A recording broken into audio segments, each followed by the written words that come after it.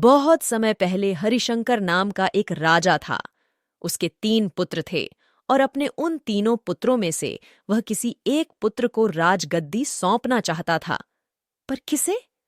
राजा ने एक तरकीब निकाली और उसने तीनों पुत्रों को बुलाकर कहा, अगर तुम्हारे सामने कोई अपराधी खड़ा हो तो तुम उसे क्या सजा दोगे? पहले राजकुमार ने कहा कि अपराधी को मौत की सजा दी जाए, तो दूसरे ने कहा कि अपराधी को काल कोठरी में बंद कर दिया जाए। अब तीसरे राजकुमार की बारी थी। उसने कहा कि पिताजी, सबसे पहले यह देख लिया जाए कि उसने गलती की भी है या नहीं। इसके बाद उस राजकुमार ने एक कहानी सुनाई। किसी राज्य में राजा हुआ करता था। उसके पास एक सुंदर सा तोता था। वह तोता बड़ा बुद्धिमान था। उसकी मीठी वाणी और बुद्धिमत्ता की वजह से राजा उससे बहुत खुश रहता था। एक दिन की बात है कि तोते ने राजा से कहा कि मैं अपने माता पिता के पास जाना चाहता हूं। वह जाने के लिए राजा से विनती करने लगा। तब राजा ने उससे कहा कि ठीक है, पर तुम्हें 5 दिनों में वापस आना होगा। वह तोता जंगल की ओर उड़ चला, अपने माता पिता से जंगल में मिला और खूब खुश हुआ। ठीक 5 दिनों बाद जब वह वापस राजा के पास जा रहा था, तब उसने एक सुंदर सा उपहार राजा के लिए ले जाने का सोचा।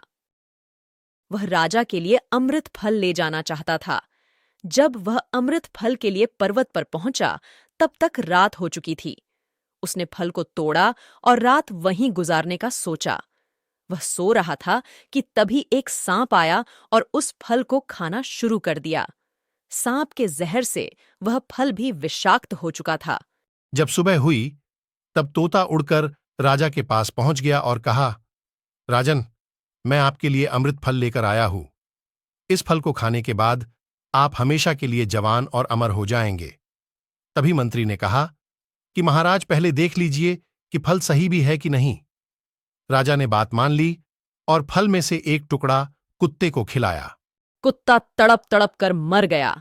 राजा बहुत क्रोधित हुआ और अपनी तलवार से तोते का सिर धड़ से अलग कर दिया। राजा ने वह फल बाहर फेंक दिया। कुछ समय बाद उसी जगह पर एक पेड़ उगा। राजा ने सख्त हिदायत दी कि कोई भी इस पेड़ का फल न खाए, क्योंकि राजा को लगता था कि यह अमृत फल विषाक्त होते हैं और तोते ने यही फल खिलाकर उसे मारने की कोशिश की थी। एक दिन एक बूढ़ा आदमी उस पेड़ के नीचे विश्राम कर रहा था। उसने एक फल खाया और वह जवान हो गया, क्योंकि उस वृक्ष पर उगे हुए फल विषाक्त नहीं थे। जब इस बात का पता राजा को चला, तो उसे बहुत ही पछतावा हुआ। उसे अपनी करनी पर लज्जा हुई। तीसरे राजकुमार के मुख से यह कहानी सुनकर राजा बहुत ही खुश हुआ और तीसरे राजकुमार को सही उत्तराधिकारी समझते हुए उसे ही अपने राज्य का राजा चुना।